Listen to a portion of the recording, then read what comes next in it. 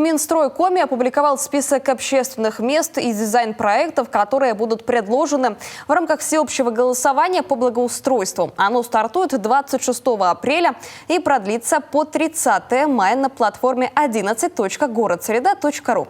Принять участие в нем смогут жители в возрасте от 14 лет. Территории победителя будут благоустроены в приоритетном порядке в будущем году.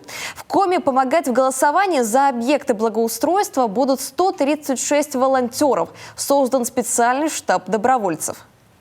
Программа основана на том, что в ней участвуют те населенные пункты, где число проживающих жителей более 1000. Таких у нас на территории Республики Коми 46. И все они участвуют в этой программе. Для того, чтобы участвовать в программе, значит, это характерная особенность этого года, нужно зарегистрироваться на единой онлайн-платформе за.городсреда.ру на латинице.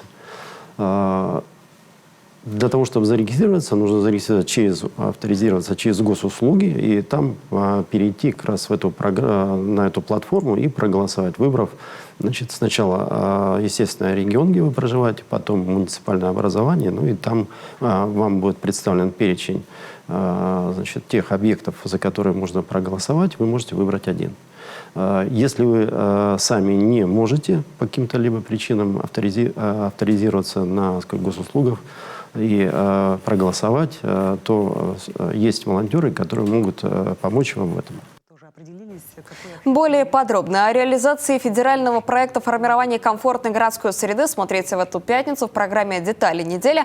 Особое мнение от секретаря Коми регионального отделения единороссов Сергея Усачева.